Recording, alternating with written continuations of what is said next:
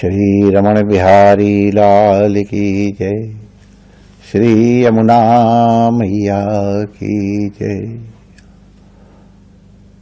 पूज्य सद्गुरुदेव भगवान की जय। सर्व संत हरिभक्तन की जय। आज के आनंद की जय। जय जय श्री राधे श्याम।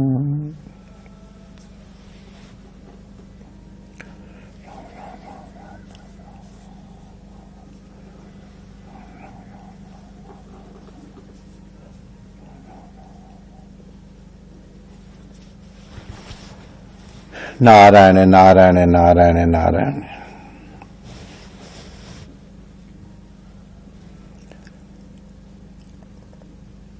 दानम दमश्च योगश्च, इन सब का पाठ एक साथ किया गया है।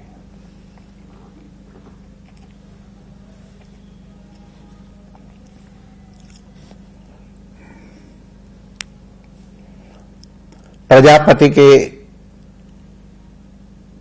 उपदेश में जो एक अक्षर उपदेश प्रजापति ने दिया था देवता, दानव और मानव को, तो देवताओं के लिए वो दमन हुआ, दानवों के लिए दया हुआ और मनुष्यों के लिए दान हुआ। तो दान मनुष्यों के लिए परम कल्याण का मार्ग है। लेकिन दान का तात्पर्य क्या है? किसी को कुछ दे देने का नाम दान नहीं है।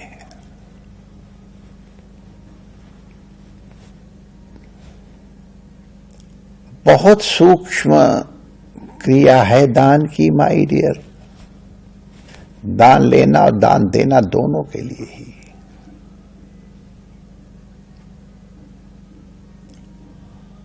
जैसे अन्य चीजों के नियम कानून है, संविधान है, वैसे ही दान का भी बहुत बड़ा संविधान है।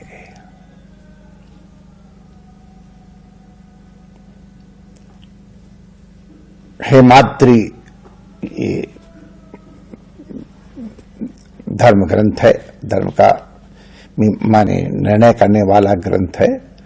तो उसमें एक बहुत बड़ा खंड दान के ऊपर ही लिखा हुआ है। किस प्रकार से किया हुआ दान उपयुक्त होता है, किस संकल्प से किया हुआ दान उत्तम होता है, किस व्यक्ति को किया हुआ दान उत्तम होता है, किस देश में किया हुआ दान उत्तम होता है, किस काल में किया हुआ दान उत्तम होता है, इन सब के ऊपर विचार किया जाता है। दान देने में भी और दान लेने में भी। भगवान ने रात्रि में निषेध कर दिया। तुम जिसका अन्न खा रहे हो, ये अन्न तुम्हारे तपस्या में बाधक होगा, उस अन्न को तुम लेना बंद कर दो।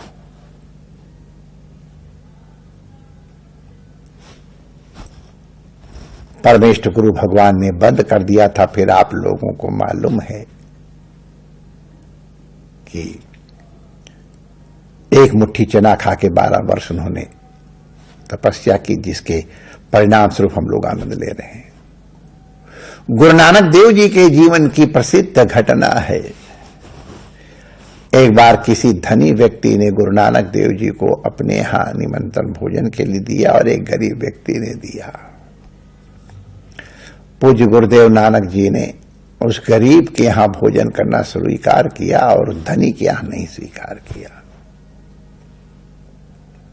धनी को लगा कि तो मेरी बेइज्जती हो गई, मेरा निमंत्रण अस्वीकार किया, उसके गरीब के यहां, दरिद्र के यहां पहुंच गए, मुझे किसी खेत की मुड़ी नहीं समझा।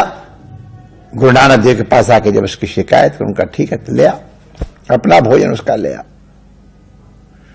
गुरु नानक देव जी के हाथ में सामर्थ्य है। धनी व्यक्ति जब हलवा पूड़ी वगैरह लेकर इसको निकाला, ऐसे निचोड़ा तो उसमें से रक्त की धार निकली। और जब उस गरीब घर की रोटी मंगाई, उसको जोर से दबाया, अपार सामर्थ्य संत में होती है, उसमें से दूध की धार निकली। गुरु नानक देव जी ने कहा, देखो ये अंतर है, तेरे अन्न का ये स्वरूप है और इसके अन्न का ये स्वरूप है। इस तूने दूसरों की कमाई को जबरन इकट्ठा किया है, दूसरे का खून पिया है, वो निकल आया है, और इसने अपने खून पसीने से अर्जन किया है, दूध की कमाई है। इस तरह के भोजन का भी प्रभाव होता है माय डियर। इसलिए दान लेते समय भी माने दान, हर भोजन, कपड़ा, ये सब धन सावधानी से रहना चाहिए, क्योंकि ये परिग्रह है। जैसा होगा अन्न वैसे बनेगा मन, जैसा पियोगे पानी वैसी बनेगी वाणी। हमको आश्चर्य होता है, लोग कैसे कैसे भोजन आजकल कर रहे हैं, कैसे उनका स्वास्थ्य ठीक रहेगा। हम तो कोरोना को नमस्कार करते हैं, जिसने सबको संयम करना सिखा दिया। कल्पना करो, हम सड़क के खड़े होकर के और बड़े प्रेम से चाट खा रहे हैं, थोड़ी दूर पे कुत्ता सूखा पड़ा हुआ है। ये कुत्ता मरा था, मर करके वहीं सड़क पे उसके पर वाहन गए और उससे सूख गया तो उसकी हड्डी, उसका खून, उसकी मज्जा, उसका मांस, ये सब कहां गया? वहीं उड़ करके वायुमंडल में रहा, और वही वायुमंडल का उड़ा हुआ अंश हमारे और दोने में आया, और हम उसको बड़े प्रेम से खा रहे हैं। कुदृष्टि पड़ रही है, वो अलग बात है, न जाने। तो इसलिए आहार विहार का भी सावधानी से रखें। तात्पर्य आज दान की हो रही है कि अपनी पवित्र कमाई का दान करोगे, अपने अर्जित, पवित्रता पूर्वक अर्जित किए हुए उपार्जन को अगर दान करोगे तो तुम्हारा भी कल्याण होगा और लेने वाले का भी कल्याण होगा। और अगर गलत संकल्प से देते हो, मैंने बताया ना कि कई कई प्रकार के संकल्प से लोग देते हैं, तो अगर असत संकल्प से दोगे तो वो दान तो नहीं कहलाएगा, लेकिन उसका परिणाम भी गलत ही होगा। मुंशी प्रेमचंद जी ने एक कहानी लिखी थी, शायद रामलीला या कुछ इस तरह से था। एक बालक राम जी का प्रेमी हो गया, रामलीला प्रेमी हो गया, जैसे बालक होते हैं। रामलीला में चढ़ावा कम आया तो राम जी की जो फीस थी वो काट ली गई। लक्ष्मण जी की फीस काट ली, उसके मित्र बन गए तो रुआसे हो रहे थे। तो वो कहानी में आता है, बालक अपने पिता के पास गया और उनसे कहा कि राम जी, लक्ष्मण जी इस तरह से कर रहे थे, उन्होंने और चलो जाओ खेलो जा करके। और राजगद्दी के नाम पर एक नृत्यांगना को बुलाया गया था नृत्य करने के लिए। उसने जो मनमानी डिमांड रखी, लोगों ने, आयोजकों ने पूरी की थी। हमको कथा याद है, शायद हम सब किसी छोटे दर्जे में पढ़ते थे, तब की बात है। और उसके पिता ने जो राम जी को कुछ भी देने में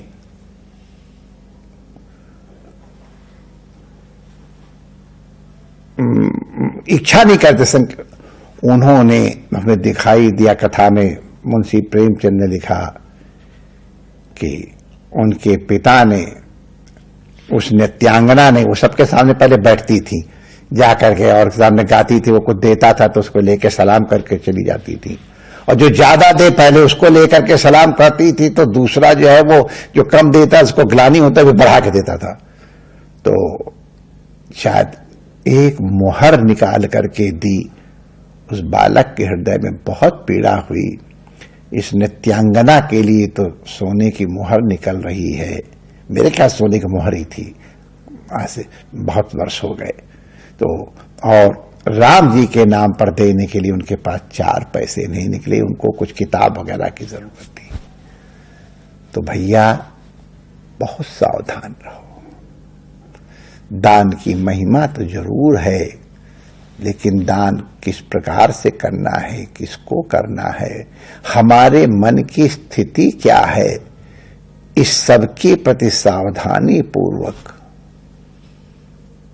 निगाह रखते हुए अगर करोगे तो ये न केन विधि दीन्हे, दान करे कल्याण अवश्य परम कल्याण करेगा।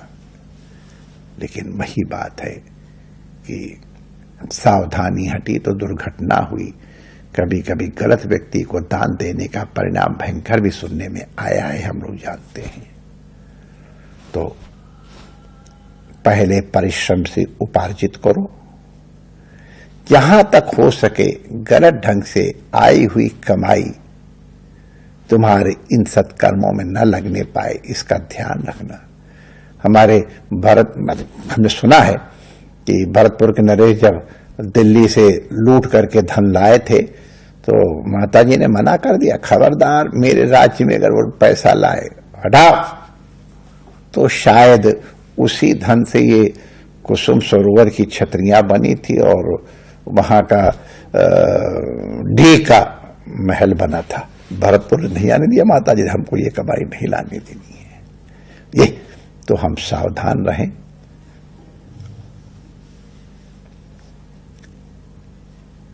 सावधानी से ही हम अपने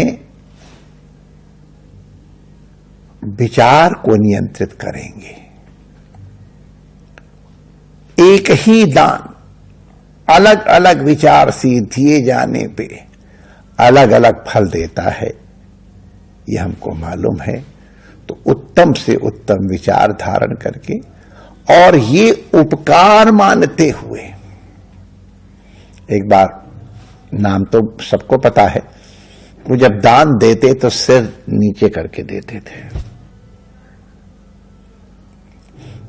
तो लोगों ने पूछा कि आप सिर नीचे करके क्यों दान देते हैं, किसी को देख करके दान कर। तो उन्होंने बहुत अच्छी बात कही थी, देनहार कोई और है, संपत्ति तो संकट सब रघुपति का हाई। देत रहा दिन रैन, मैं तो केवल उनका एक यंत्र हूं। लोग नाम मेरा धरे या से नीचे नैन, कि लोग मेरा नाम लेते कि ये दानी है, मैं दानी वानी नहीं हूं। दे तो वो रहा है, मैं तो उसका यंत्र मात्र हूं। लेकिन लोग जब मेरी बड़ाई करते तो मुझे संकोच लगता है, तो संकोच कारण मैं सिर नीचे करके देता हूं। ये उत्तम दान है। तो परमात्मा आपको सद्बुद्धि दे। जब भी किसी को अर्पित करो तो ये सोच करके कि ये परमात्मा है, अनुग्रह करके हमारे धन को सद्गति देने के लिए स्वीकार कर रहा है, उसको प्रणाम करो, तुम्हारा कल्याण होगा। जय श्री कृष्ण।